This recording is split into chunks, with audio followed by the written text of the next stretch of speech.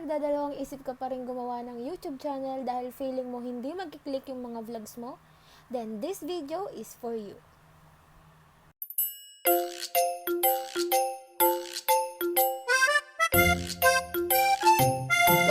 Alam kong ang dami pa rin gustong mag-vlog pero pinanghihinaan ng loob kasi feeling nila hindi na magkiklik yung vlogs nila ngayong 2024. Sobrang daming YouTubers, sobrang daming content creators, and sa palagay ko yan din yung pinakadahilan kung bakit pinanghihinaan na ng loob yung mga gustong mag-vlog at gustong i-pursue yung vlogging era nila.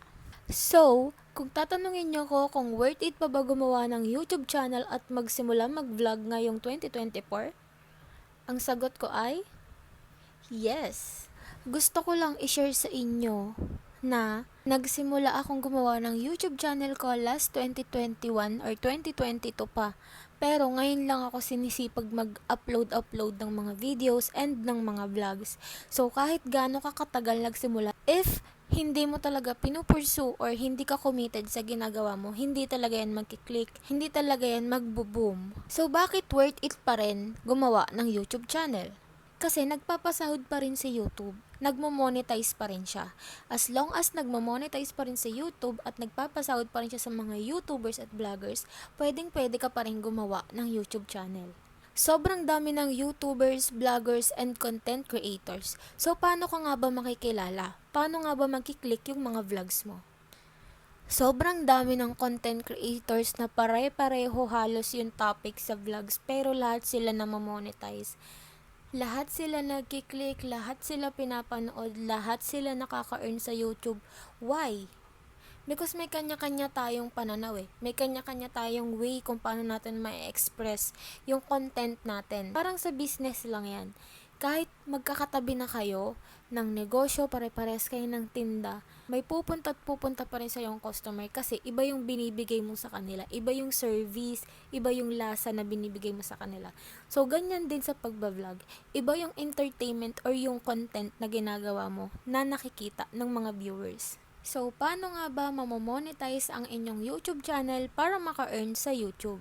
First is kailangan meron kang 1,000 subscribers. Second, kailangan makuha or maabot mo yung 4,000 watch hours na kailangan ni YouTube. Ang tagal ko nang may YouTube channel, 2 years ago, 3 years ago pa, pero ngayon ko lang naabot yung 1,000 subscribers. And sobrang thankful kaya ako ginawa tong vlog na to para i-share din sa inyo na nakaabot na tayo ng 1,000 subscribers. Yay!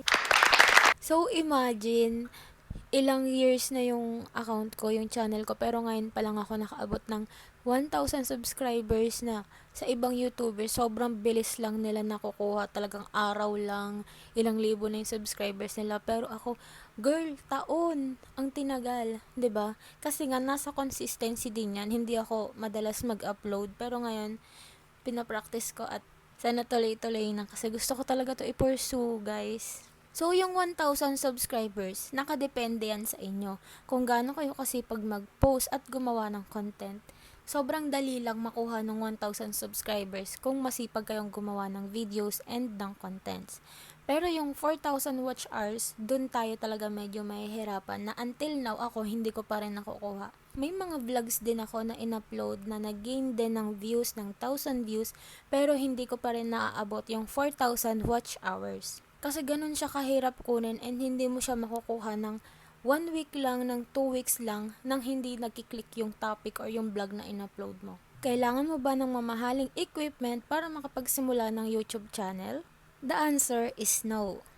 Ako guys, yung gamit ko ngayon is cellphone lang and naka-earphones lang ako. Wala akong mic, wala akong, ano bang tawag doon? Yung mga ginagamit ng mga vloggers, mga equipment nila, wala. As long as may camera ka, may pang-record ka, may cellphone ka, and maliwanag, maayos yung sinasabi mo, maayos yung boss mo, okay na yan, pwede na yan. Alam mo yun, nag-uumpisa ka pa lang naman. Kung meron naman at may pambili naman kayo ng mga equipment, why not, 'di ba? Pero ang sinasabi ko is hindi nyo kailangan pilitin na maganda agad yung gamit nyo kung nagsisimula pa lang kayo. And ito, tip lang din na if pinanghihinaan kayo ng loob kasi nga 2024 na, bakit hindi pa rin kayo nagbablog or ngayon pa lang kayo magbablog. Guys, sobrang daming YouTubers na bago pa lang, January lang nag-start, February lang nag-start. And makikita mo talaga, ang dami na nilang subscribers ngayon, ang dami na nilang videos, ang dami ng views ng mga vlogs nila, ng mga videos nila. Kasi committed sila and constantly nag-a-upload sila ng bagong content, ng bagong vlogs nila. Kasi guys, ako, isipin nyo, 2 years ago na yung channel ko, pero kung mag-upload ako 4 na beses sa isang taon, o diba, syempre hindi naman yung magkiklik talaga agad-agad ng bonggang-bongga. Ano kasi Madonna na ganun ka famous para mag-click agad, 'di ba? So ayun, be committed, and if gusto mo talaga yung ginagawa mo, feeling ko mag-effort ka talaga para ma-monetize ka or ma-monetize yung YouTube account mo. So, ayun lang guys. I hope nakatulong tong vlog and video na to sa inyo. And kung may nais pa kayong itanong or gusto nyong sagutin ko, please do comment down below. And pwede nyo akong ma-reach sa mga social media accounts ko na to. Ipapost ko na lang dito. Ayan. And thank you for watching. Thank you sa pag-subscribe. Nakaabot na tayo ng 1,000 subscribers. Yay!